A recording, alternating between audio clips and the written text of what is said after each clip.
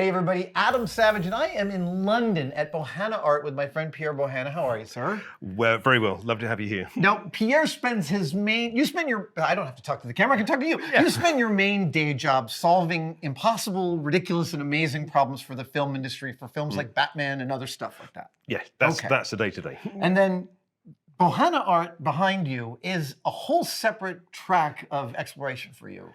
Yeah, to save my sanity,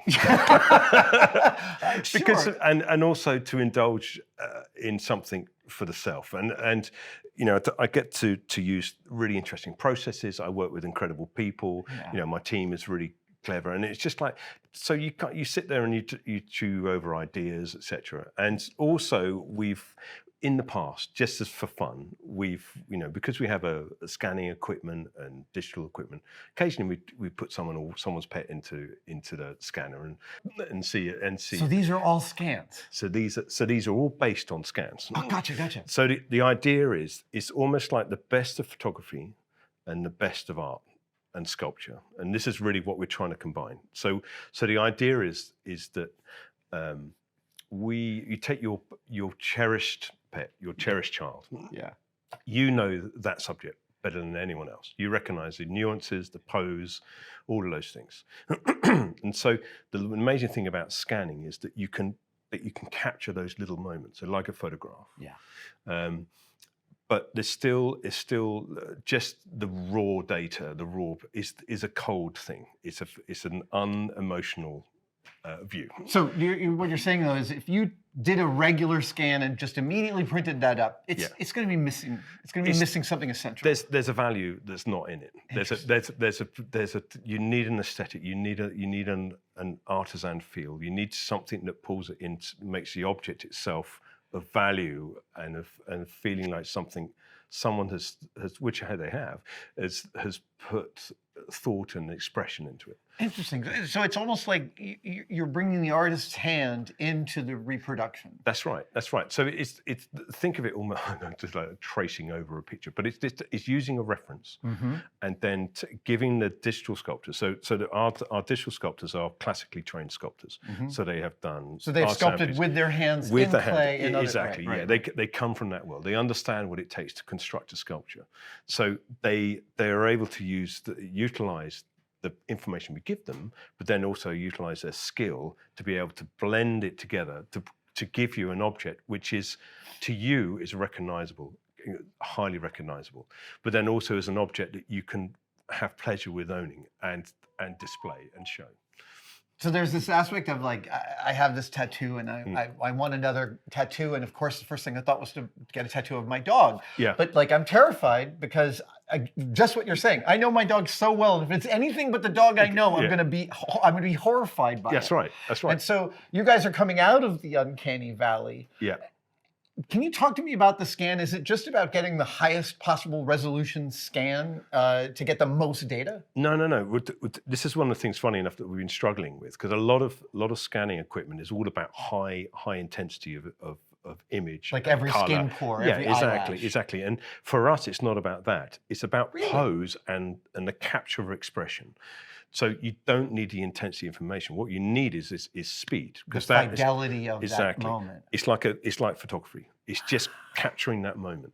So that's what we're working really hard to try and achieve, and trying to capture that millisecond that holds the expression of the subject. So often what we'll do is that we will take multiple pictures, multiple scans, and then we'll work with the client or the people and say, right, okay, which do you feel epitomizes a person the most? And so that gives us that great basis to be able to hold on to that, but then use that as a basis to then produce the work of art. So speed is really the essence here, it is. More than the perfect surface fidelity, because you're looking for that emotional gesture. Yeah. We're just trying to. It's about as much about pose and the momentary pose as it is about high detail. And you're going to build a scanner big enough that you can capture a frame of a horse moving through that scanner. That's amazing. I'm saying it on camera now. There's people cold sweats behind it. But yes, that's what we're going to do. And then rendered in all of these different beautiful materials. But I wanted to talk about the eyes because there's all sorts of different ways to render eyes sculpturally, and you're doing this as a post-process. That's right. So because this goes into the digital world, we're able to apply wonderful sculpting techniques and eyes are one of those classic ones. So the recessed cone eyes with a tash is a great way of doing it. And there's like dozens and dozens of different ways sculptors have rendered eyes in bronze and brass and metal and marble over the last few thousand years. That's right. So you're able to choose and get a feel for it. And same with the sculpting techniques, we're able to do something really quite refined or do something loose. If there's a particular technique that a particular artist uses, we're able to sort of interpret that. So it's really what you want. I'm looking at this dog's face and it definitely feels like a Remington to me. Yeah. Right? Of that type of loose bronze. Yeah.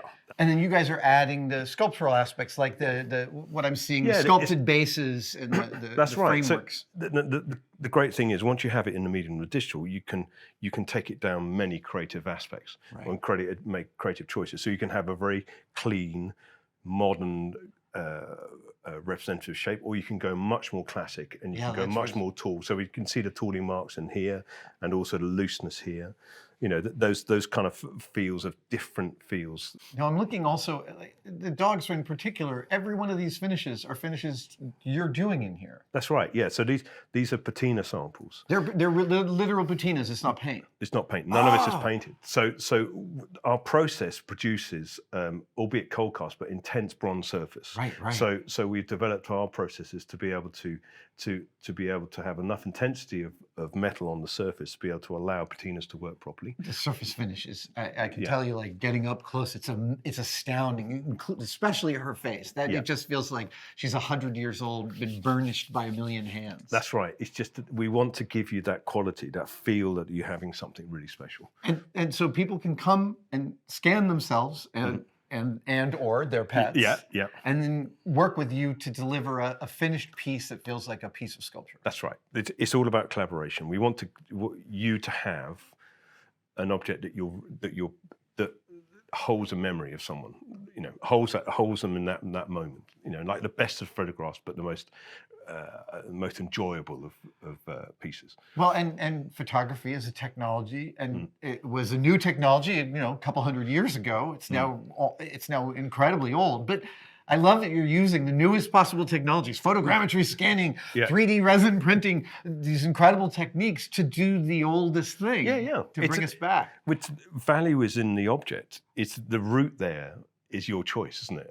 And we live in a time where there's so many choices about how you can get there, and so we really want to give the benefits of those processes, but not lose the aesthetic beauties of classic work. I'm guessing that there's almost no part of the scan that you don't go over. No, the intensity. Everything is every last bit. No, I mean, classically with any sculpted portrait, you always concentrate on the face and then it loosens off. Yeah. And of course, one of the things the digital sculptors have to do, they almost have to work in reverse because there's more work in doing the loose work than there is in the detailing. Then in just holding to the. Yeah, exactly. So it's an interesting funny. So there's a challenge. famous John Singer Sargent quote where he says, "A portrait is any painting in which there's something slightly wrong with the mouth." Yes. Yeah, exactly. I'm guessing that's what happens if you tried to just print the scan. Yeah, exactly. It would look weird.